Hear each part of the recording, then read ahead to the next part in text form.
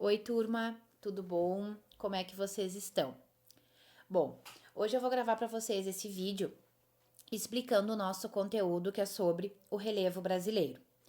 Então, vou explicar para vocês acompanhada desses slides, no qual se farão muito necessário, pelo qual vocês puderam perceber que quando eu mandei para vocês o conteúdo do relevo, vocês viram que ele é um conteúdo muito extenso. Por quê? Porque nós tivemos 3 estudos de 3 pessoas diferentes, né, de 3 geógrafos diferentes em relação ao nosso relevo. Então, para cada uma dessas classificações do relevo, nós temos os mapas e aí nós precisamos fazer as análises desses mapas. Então, vocês podem perceber aqui, ó, inicialmente nós temos aqui 2 frases, né, no qual, se eu colocar uma totalização de 100% do nosso relevo brasileiro, 36% do nosso relevo, nós vamos encontrar os escudos cristalinos, que é onde nós vamos encontrar o ouro, a prata, o ferro. E 64% nós temos as bacias sedimentares. Que o que significa essas bacias sedimentares, pessoal? É o desgaste que ocorre das rochas. Vocês devem lembrar que lá no primeiro ano nós estudamos a estrutura e formação da Terra. Então, quando eu me refiro à estrutura da Terra, nós estamos falando sobre o núcleo, o manto e a crosta terrestre. Então, a crosta terrestre é aonde nós habitamos, aonde nós estamos inseridos, e é aí que nós vamos ter essas formas de relevo, seja através de processos de erosão, seja através de processos de sedimentação e entre outros processos que se fazem presentes no nosso relevo, o relevo brasileiro.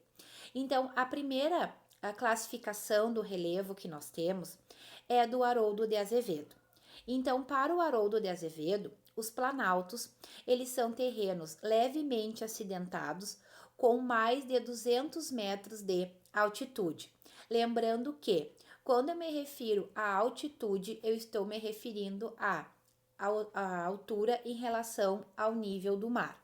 E depois nós temos as planícies, que elas são superfícies planas com altitude inferior, né, altitudes inferiores a 200 metros, ou seja, inferiores são altitudes menores.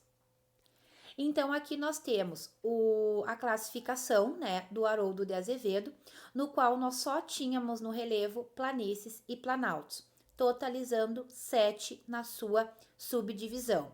Então, aí em laranja nós temos os planaltos e em verde nós temos as planícies. Essa aí é a primeira classificação do Haroldo de Azevedo. Logo após a classificação do Haroldo de Azevedo, nós temos a classificação do Assis Nassib Absaber, no qual, para ele, né, nós temos os planaltos, eles são áreas em que os processos de erosão superam o de sedimentação. Então, o que eu posso caracterizar como um processo de erosão? O desgaste que ocorre no solo através de quê? Através do vento, através da chuva. E a sedimentação são os sedimentos que nós vamos encontrar. Podemos caracterizar pedras, podemos caracterizar areia, tudo isso aí se faz presente no processo de sedimentação. E a planície, elas são áreas mais ou menos planas em que os processos de sedimentação, eles vão superar os de erosão, independentemente das cotas altimétricas. O que eu posso caracterizar como cotas altimétricas? Ela é a marcação de nível ou a altitude de um terreno, tá? Isso aí vocês vão lembrar em relação àquelas curvas de nível, que também a gente estuda na parte do relevo. Então, ela vai ser uma marcação ali do nível, né, daquela partezinha ali do nosso relevo brasileiro. E aqui nós temos o mapa do Assis Nassib Absaber, no qual, como eu falei para vocês, o Haroldo tinha 7 subdivisões, e aqui no Assis Nassib Absaber nós já tivemos 10 subdivisões do relevo brasileiro. E agora, por último, nós temos a classificação mais atual do relevo, né, que é a do Jurandir Ross. O Jurandir Ross, pessoal, ele fotografou todo o nosso relevo brasileiro. Então, ele fez um estudo muito detalhado do nosso relevo. Então, para o Jurandir Ross, nós tivemos aí um acréscimo, né, na sua classificação, que são as depressões, que elas são, que é caracterizado, né, um relevo aplainado, rebaixado em relação ao seu entorno. Nele predominam os processos de erosão, que foi como eu falei para vocês, a erosão é o desgaste que ocorre do vento e da chuva. Então, na classificação do Jurandir Ross, nós temos 28 subunidades de relevo, que estão divididos da seguinte maneira: 11 planaltos, 11 depressões e 6 planícies. Então, totalizando 28 subunidades de relevo.